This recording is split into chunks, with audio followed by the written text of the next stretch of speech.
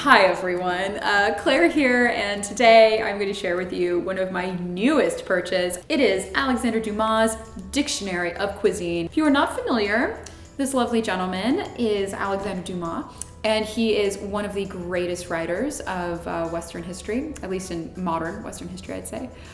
He wrote The Count of Monte Cristo, The Three Musketeers, The Man in the Iron Mask, all these amazing stories. He was apparently quite a lush and quite an epicure and loved having really lavish, extensive dinner parties and things like that. He really cared about his food. And I can't believe I didn't know that he wrote a dictionary of cuisine.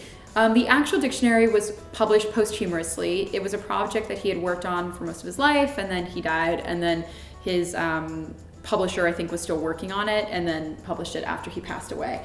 But it is a marvelous sort of look into this writer's life, and also, personally, from like a history perspective, you get a really cool snapshot of what like the cool kids, I mean, I was probably a little older this time, but like what the cafe society type people were enjoying and eating in the mid 19th century in France. So I think this is like probably either at the very beginning of Escoffier and like the canonization of like French cuisine. It's a really cool time in food history. I don't think I'm making it sound cool. I'm realizing as I'm saying this, I'm probably like, everyone's like leaving.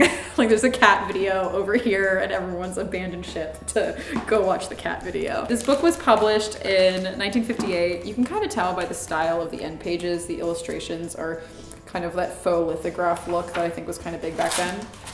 Published by Simon & Schuster.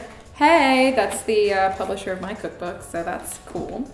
But anyway, it's pretty fun, and it is heavily abridged though. That's the only bummer. So for instance, I discovered this book when I was reading Louis P. DeGui's Ice Cream Desserts for Every Occasion, which I have featured in another video. And there was this recipe for lemon flour ice cream that sounded amazing. And it's not in this book, so it's obviously been abridged. This is what's written in the kind of head notes. Have you been wondering how to roast a thrush or how to make absinthe? And what do you do with it once you've made it? Have you ever studied a photograph of Alexandre Dumas, all of him, and asked yourself which pleasures of the table made him that way? What a passive-aggressive paragraph. He's not like Cape era Orson Welles or anything. I mean, really. Dumas often said he should write a cookbook to crown his life's work. He had prepared for it by his practical experience in cooking, as well as by his foreign travels and his reading of the great classics of cuisine. His book, however, is not just a collection of recipes, it is also a history of cooking and a mine of fascinating anecdotes. 15 of his friends were invited to his house every Thursday evening for supper in the great tradition of the 18th century. His salads were so famous that when one of his guests could not attend, he sent a servant to bring back his portion.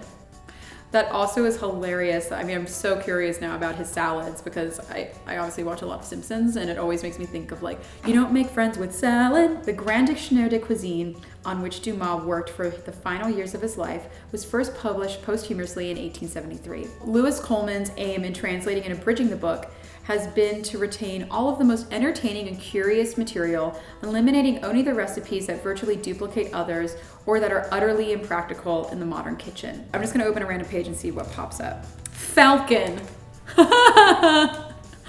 What? There's obviously a section on pheasant, lots of stuff on roasts. It's just a fascinating book. I mean, this is gonna be so much fun to go through page by page, and I just love the idea of the gourmand and what a fabulous host he must have been. And gosh, if you haven't read The Count of Monte Cristo, you have to. Don't watch a movie. The only way The Count of Monte Cristo works is if it were to be like an HBO miniseries, because it truly is epic. It's like a doorstop. It's like 1,200 pages, but it's brilliant.